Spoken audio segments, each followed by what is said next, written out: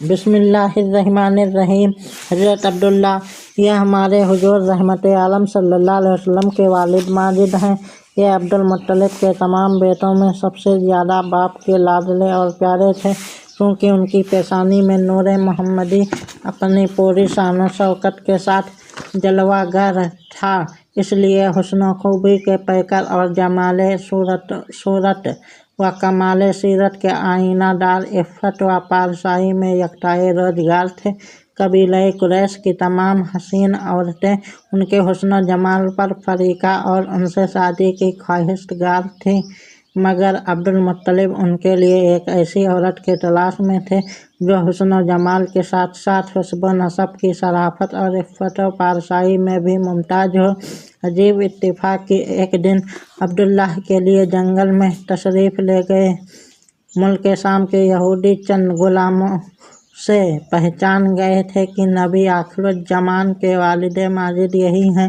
چنانچہ ان یہودیوں نے حضرت عبداللہ کو بارہا قتل کر ڈالنے کی کوشش کی۔ اس مرتبہ بھی یہودیوں کی ایک بہت بڑی جماعت مسلح ہو کر اس نیت سے جنگل میں گئی کہ عبداللہ کو تنہائی میں دھوکے سے قتل کر دیا جائے، مگر اللہ تعالیٰ کی حفاظت نے اس مرتبہ بھی اپنے فضل و کرم سے بچا لیا۔ عالم غیب سے چند ایسے سوار ناگہان نمودار ہوئے جو اس دنیا کے لوگوں سے کوئی مشابہت ہی نہیں رکھتے تھے۔ ان سواروں نے آ کر یہودیوں کو مار بھگایا اور عبداللہ کو حفاظت ان کے مکان تک پہنچا دیا۔ وہب بن مناف بھی اس دن جنگل میں تھے اور انہوں نے اپنی آنکھوں سے یہ سب کچھ دیکھا، اس لیے ان کو عبداللہ سے بے انتہا محبت و عقیدت پیدا ہو گئی اور گھر آ کر یہ عزم کر لیا کہ میں اپنے نور نظر آمنہ کی شادی عبداللہ سے ہی کروں گا۔ چنانچہ اپنی اس دلی تمنا کو اپنے چند دوستوں کے ذریعے انہوں نے عبد المطلب تک پہنچا دیا۔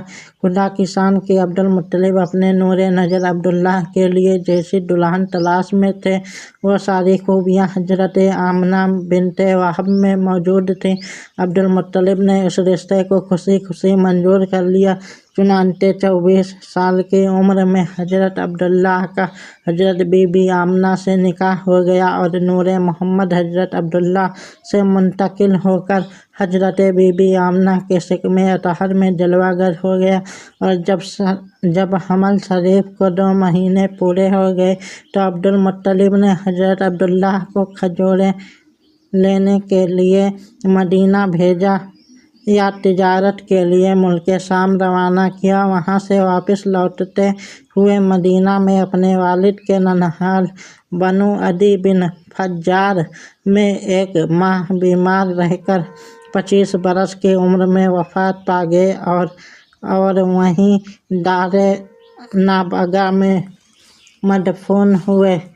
قافلے والوں نے جب مکہ واپس لوٹ کر عبد المطلب کو عبداللہ کی بیماری کا حال سنایا تو انہوں نے خبر گیری کے لیے اپنے سب سے بڑے لڑکے حارث کو مدینہ بھیجا۔ ان کے مدینہ پہنچنے سے قبل ہی حضرت عبداللہ راہی ملک بقا ہو چکے تھے۔ حارث نے مکہ واپس ہو کر جب وفات کی خبر سنائی تو سارا گھر ماتم کدا بن گیا اور بنو ہاشم کے گھر میں ماتم برپا ہو گیا۔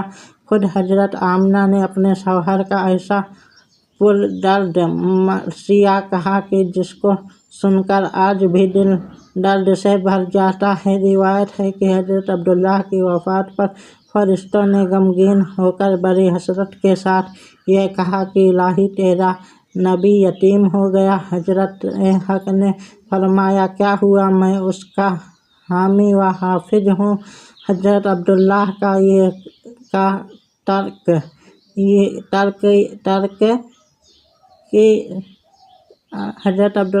ترک کی ایک لونڈی ایمن جس کا نام برقع تھا، کچھ اونٹ کچھ بکریاں تھیں، یہ سب ترک حضور سرور دو عالم صلی اللہ علیہ وسلم کو ملا۔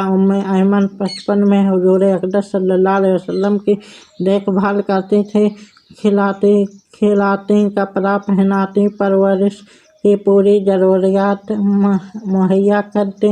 اسی لیے حضور اقدس صلی اللہ علیہ وسلم تمام عمر ایمن کی دل جوئی فرماتے رہے۔ اپنے محبوب و متبنہ غلام حضرت زید بن حارثہ سے ان کا نکاح کر دیا اور ان کے شکم سے حضرت